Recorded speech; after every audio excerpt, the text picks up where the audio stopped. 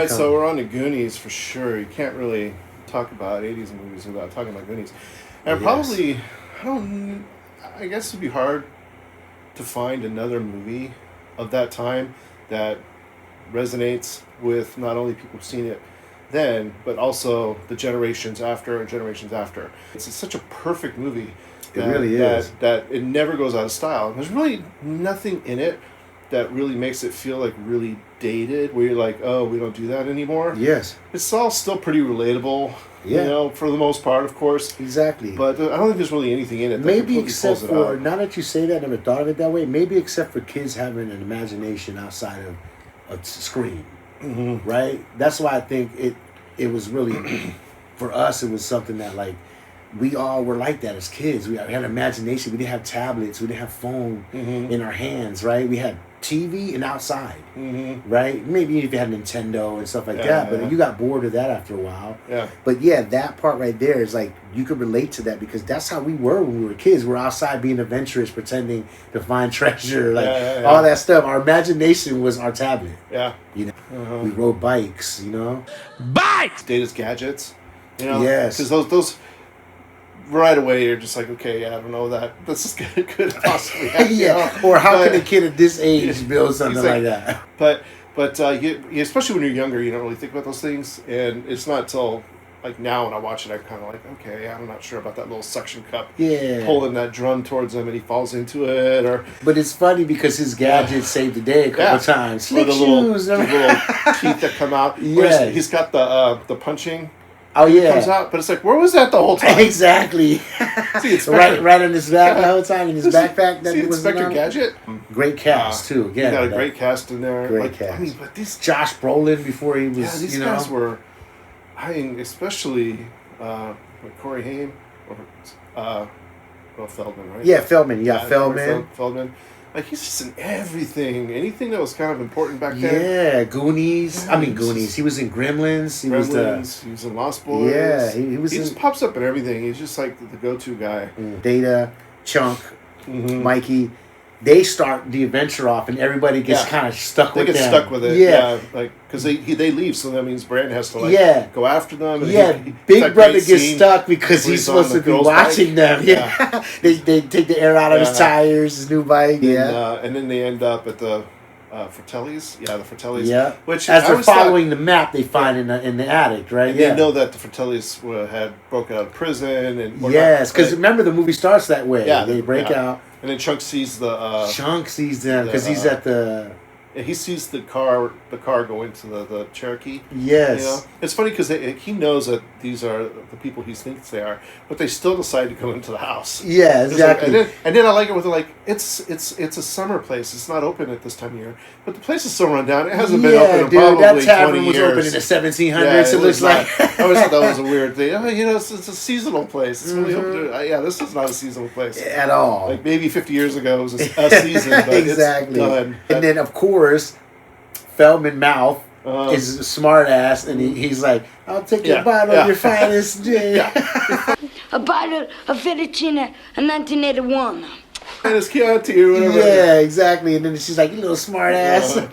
One thing you said earlier kind of reminded me of something that I really enjoy about this movie, and I think it's why I think it really grabbed us as kids. Is if you notice, it's a kid's movie. It is a kid's movie. And if you think about it, they almost like they did it on purpose, where they kept the adults out of the film as much as they could. So you're on this adventure with the kids the whole time, and you rarely ever see adults.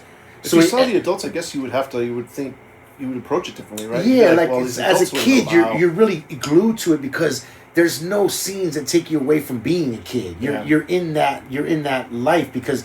Again, we were adventurous as kids, so you're like living this adventure through them, but then they keep the parents and the adults out of the film enough to keep you entertained as a kid and not break that. They really don't use the adults at all until except for the beginning and the end. Yeah, like right in the beginning when the mom's like, okay, she's introducing the maid to the kids and all the chores. And he's like doing the translation. Yeah, and totally saying everything. This is where all the drugs go. Yeah, she's like, oh my God, what did I get myself into? Sexual torture devices. I don't know. I think we watch it at least once a year. And it's one of those kinds of movies. It's kind of like Teen Wolf, where you could turn it off or turn it on again, and it doesn't feel like you just watched it. Yes. It's like it has its beats and it never stops. There's never like a moment where it's like, oh my god, we gotta get through this part. It's always like, oh, here's that part again. This is funny. Here's that's right. Here's that part. Here's the part where they're at their Fratelli's, and this is the part where Chunk finds a dead body. Here's the part where Chunk's eating ice cream. Here's the part where Chunk's like telling the story of his life story. Exactly. You know? And then even the Fratellis are funny. They're like cartoon characters, right? Where the brothers are always fighting. Yeah. Mom's you like always him better slapping than him me, in the Mom. face.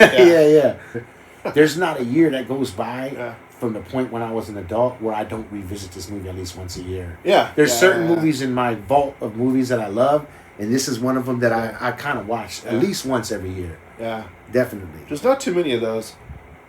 Like if I just had, some 40-year-old person over and they're like, let's watch Goonies, and they'd never seen it. Yeah. I wonder if they'd be like, how did I miss that? Or they're like, what? Yes. What's happening right now? Yeah, exactly. Or and like some people, I know what you mean. It's like if you didn't grow up with this, somebody it might not hit them the same way it did us, and how it sticks with us. With like Lost Boys, it's still kind of a horror movie too. So it's like if they don't understand sort of that 80's vibe, the things that happened that you liked, they would still go, it's an interesting, sexy vampire movie. Yes, and it was done so well for the time. Like Lost Boys, Goonies, Teen Wolf, those are very melodic. The way it's structured, like a music, it's like it hits these beats to where it's like it doesn't have a lull in it. And and Sean Astin, man, he does such a great job in this thing. Yeah, he's kind of the one, the leader that gets everybody to kind of like, let's just do this and see what happens. Like, we have nothing to lose, right? Like, we're going to lose everything anyway. We're done anyway. Yeah. And then at the end when he's at Willie's, and he's just like, hey, give me a few minutes, and he goes up there and he has a conversation with Willie and whatnot. It's really sort of endearing, even though you've never seen Willie before. That's the first time you see him. It's like it's a tender moment. The things that are happening booby trap wise are ridiculous.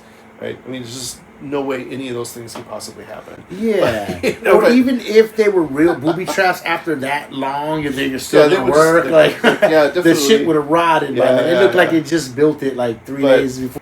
It's kind of like Home Alone, but like sets it up, and then like no one approaches that to break into the house until he's 80. Exactly. It's like, okay. The jocks and stuff, like they show them a little bit in the movie. Yeah. Because the girl, they like the same girl, or his father. And then they're at the well. He's up there, and he's just like, "Yeah, did you bang her?" He's like, "Oh no, yeah." Kind of thing. She not putting out. And then she happens to be down there. Exactly.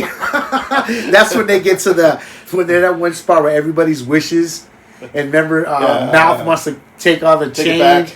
And he's like, no, we can't do that. You know what I mean? Like this is all somebody's wishes or whatever. Yeah. He was like, well, I didn't get my wish or whatever. So, and then about halfway through, we get like introduced to Sloth. When Sloth gets tied up, and then he's like, "Are you hungry?" And he throws a candy bar and it hits Sloth in the face. Yeah. Baby Ruth. Baby Ruth. And he's like, and you don't know, like, and he's like, and then Chunk's like, and he's like jumping up and down. He's like, they're both screaming. Exactly.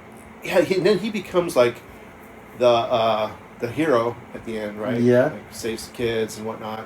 And then I like how at the end somehow like all the parents are on the beach, and they see all the kids, and then the kids are downloading all the things that happened in the movie. But if you listen to is it Data or is it?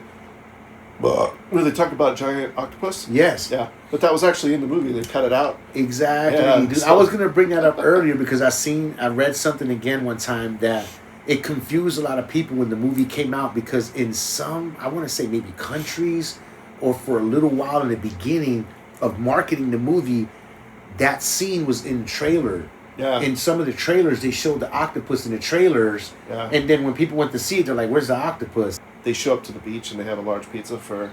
Oh yeah, They have a large pizza, and then they show Sloth and they're like, no, he's a good guy, and then Chunk's like, he's gonna come live with us. Yeah, just like You're okay, sure, buddy.